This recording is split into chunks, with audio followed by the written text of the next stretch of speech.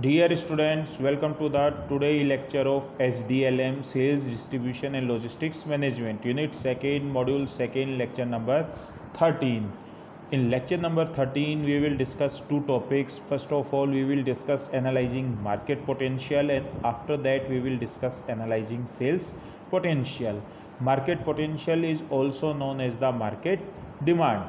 A market potential is an estimate of the maximum possible sales opportunities present in a particular market segment and open to all sellers of a good or service during a stated future period. अगर हम simplest language में बोलें तो market potential basically future में stated future period का मतलब 1 साल 2 साल एक फिक्स फ्यूचर पीरियड में किसी भी इंडस्ट्री में जितने भी प्लेयर्स हैं सबके मिलाकर मैक्सिमम जो सेल्स अपॉर्चुनिटीज़ होती है उसे क्या बोलते हैं, मार्केट पोटेंशियल बोलते हैं। जैसे कि फॉर एग्जांपल ऑटोमोबाइल सेक्टर में आने वाले 1 साल में टोटल 5 लाख यूनिट सेल्स हो सकती हैं। उसमें सारे प्लेयर्स होंगे, चाहे मारुति हो, चाहे हुंडई हो, चाहे टाटा हो, चाहे निसान हो, चाहे होंडा हो या रिमेनिंग प्लेयर हो। तो वो ऑटोमोबाइल इंडस्ट्री का 4 व्हीलर का क्या होगा, आने वाले 1 साल का मार्केट पोटेंशियल होगा। एफएमसीजी सेक्टर में बेसिकली जैसे निकल कर आता है मार्केट पोटेंशियल कि आने वाले 1 साल में एफएमसीजी सेक्टर में 300 करोड़ का टर्नओवर होगा, तो उसमें जितनी भी एफएमसीजी कंपनीज हैं सबका मिलाकर वो 300 करोड़ का टर्नओवर होता है। तो इसे ही हम क्या बोलते हैं, मार्केट पोटेंशियल बोलते हैं। और इसका दूसरा नाम क्या होता है, मार्केट डिमांड होता है। तो जो मार्केट पोटेंशियल होता है वो कंपनी स्पेसिफिक नहीं होता, जो मार्केट पोटेंशियल है वो बेसिकली इंडस्ट्री स्पेसिफिक होता है। एक पर्टिकुलर इंडस्ट्री में टोटल किसी भी प्रोडक्ट की कितनी सेल हो सकती है सब प्लेयर्स को मिलाकर। अब नेक्स्ट क्या आएगा, steps in analysing market potential. अगर कोई भी इंडस्ट्री में मार्केट पोटेंशियल को एनालाइज किया जाता है तो उसके क्या स्टेप्स होते हैं। तो फर्स्ट क्या है, मार्केट आइडेंटिफिकेशन। मार्केट पोटेंशियल को एनालाइज करने के लिए फर्स्ट इंपॉर्टेंट स्टेप क्या होगा, मार्केट आइडेंटिफिकेशन। सबसे पहले आपको मार्केट का पता होना चाहिए कि आपका मार्केट क्या है, तभी तो आप उसका पोटेंशियल एस्टिमेट करोगे। तो मार्केट आइडेंटिफिकेशन में बेसिकली 3 क्वेश्चंस का आंसर दिया जाता है।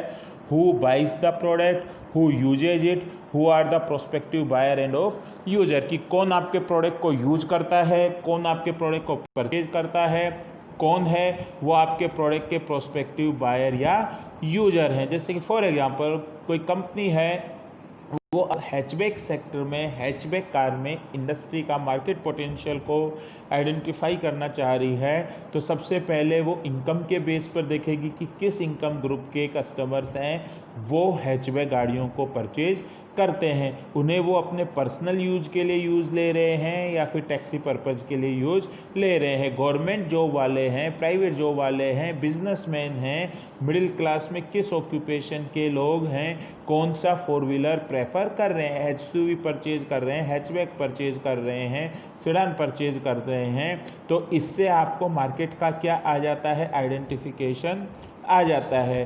कुछ कंपनीज हैं इसका आंसर किससे निकालती हैं, अपने इंटरनल रिकॉर्ड से निकालती है। इंटरनल रिकॉर्ड से निकालती हैं जैसे कि अपने चैनल मेंबर से, डिस्ट्रीब्यूटर से, डीलर से, होलसेलर से, रिटेलर से, या जो कंपनीज हैं उनकी जो सेल हो रही है उनसे, जो सेल्स लास्ट ईयर में किन कस्टमर्स ने उनसे प्रोडक्ट परचेज किया था उससे निकालते हैं। लेकिन कई कंपनीज हैं इसके लिए मार्केटिंग रिसर्च का यूज करते हैं।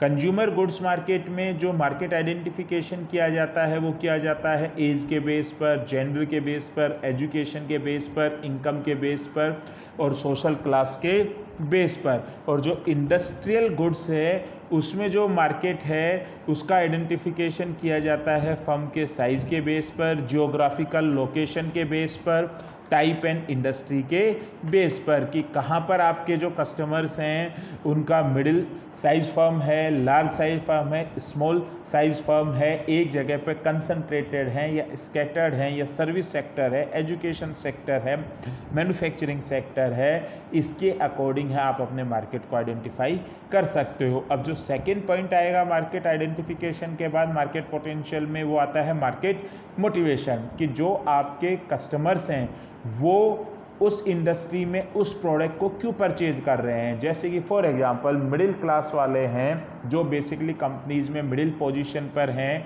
या फिर first grade second grade teacher हैं, वो बेसिकली हैचबैक कार को प्रेफर कर रहे हैं। तो उसको प्रेफर करने के पीछे उनका क्या मोटिवेशन है, तो आपको रीज़न आइडेंटिफाई करना पड़ेगा कि आपके प्रोडक्ट को क्यों परचेज कर रहे हैं, और जो कस्टमर परचेज नहीं कर रहे वो परचेज क्यों नहीं कर रहे। जो परचेज कर रहे हैं, जैसे हैचबैक को पता चला भाई स्मॉल फैमिली कार है तो अपने ऑफिस से घर और घर से ऑफिस आ सकते हैं, वीकेंड पर अपनी फैमिली के साथ घूमने जा सकते हैं, एवरेज है वो सेडान एसयूवी से अच्छी आती है, मेंटेनेंस है वो कम है, सिटी में रहते हैं तो उसको ड्राइव करना इजी है।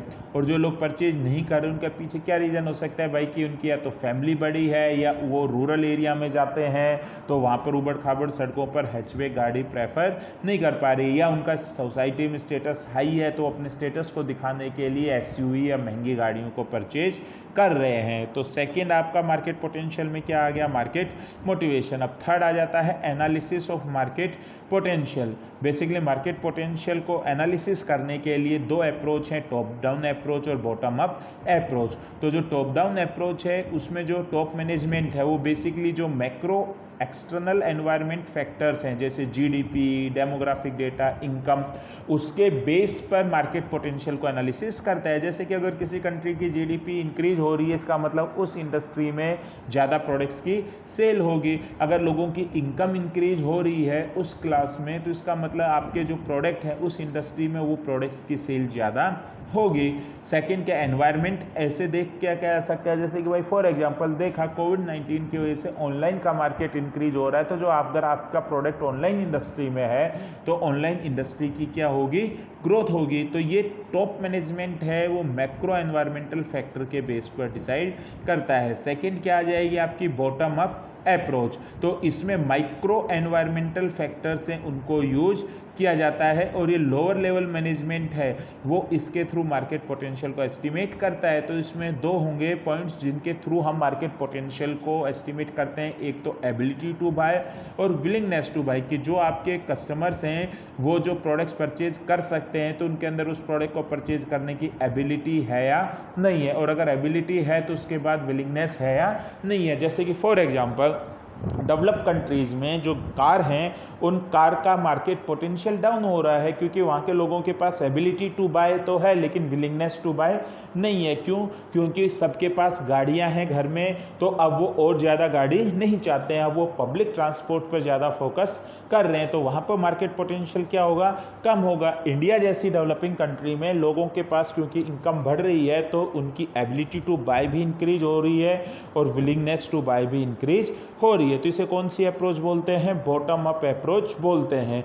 अब नेक्स्ट आ जाएगा आपका estimating potential for new product, कि जो ऑलरेडी प्रोडक्ट्स हैं जो सेल हो रहे हैं उनके लिए अगले साल का इंडस्ट्री का मार्केट पोटेंशियल है वो रिकॉर्ड के बेस पर है, चाहे एक्सटर्नल हो इंटरनल हो, उसके बेस पर एस्टिमेट किया जा सकता है। लेकिन जो नए प्रोडक्ट हैं तो नए प्रोडक्ट के लिए मार्केट पोटेंशियल को कैसे एस्टिमेट किया जाए, तो फर्स्ट क्या है, जजमेंटल एस्टिमेट। तो इसमें जो एक्सपर्ट होते हैं उनका ओपिनियन लिया जाता है, जो कि उस इंडस्ट्री और मार्केट के एक्सपर्ट होते हैं, उनके पास उस इंडस्ट्री और उस मार्केट की नॉलेज होती है। तो इसमें बेसिकली डेल्फी टेक्निक को यूज किया जा सकता है जिसमें कि जो अलग अलग इंडस्ट्री से अलग अलग फील्ड से एक्सपर्ट होते हैं उनसे है मार्केट पोटेंशियल को एस्टिमेट किया जा सकता है। जैसे फॉर एग्जांपल इलेक्ट्रिक कार के लिए कोई भी है इंडस्ट्री वो मार्केट पोटेंशियल को मेजरमेंट किया जा रहा है तो उसमें इकोनॉमिस्ट को किया जा सकता है, ऑटो एक्सपर्ट को किया जा सकता है, जो डिफरेंट कंपनीज के सेल्स मैनेजर्स हैं उनसे ओपिनियन लिया जा सकता है और उसके जजमेंट के बेस पर इलेक्ट्रिक कार का मार्केट पोटेंशियल एस्टिमेट किया जा सकता है। सेकेंड क्या है, कंज्यूमर सर्वे। इसमें डायरेक्ट है कंज्यूमर से क्वेश्चन पूछा जा सकता है कि अगर इलेक्ट्रिक कार लॉन्च होती है और उसकी प्राइस 12 लाख लाख रुपए है और वो इतना चार्ज चलेगी तो आप उसे परचेज करोगे या नहीं करोगे। तो कंज्यूमर का जो रिस्पॉन्स आता है उसके बेस पर हम मार्केट पोटेंशियल को एस्टिमेट कर सकते हैं। अगर सपोज 1000 कस्टमर्स में से 500 या 400 कस्टमर्स ने यस बोला तो उसके बेस पर अगर उस मार्केट में 10 लाख कस्टमर्स हैं तो उसके बेस पर हम मार्केट पोटेंशियल को एस्टिमेट कर सकते हैं। नेक्स्ट क्या है, सब्स्टिट्यूट मेथड। जो नया प्रोडक्ट आया है अगर उसका कोई सब्स्टिट्यूट प्रोडक्ट है तो उसकी क्या सेल्स हो रही है उसके बेस पर हम नए प्रोडक्ट की सेल्स को एस्टिमेट कर सकते हैं। जैसे कि फॉर एग्जांपल कॉफ़ी है, अगर आपको कॉफ़ी का मार्केट पोटेंशियल एस्टिमेट करना है नॉर्थ इंडिया में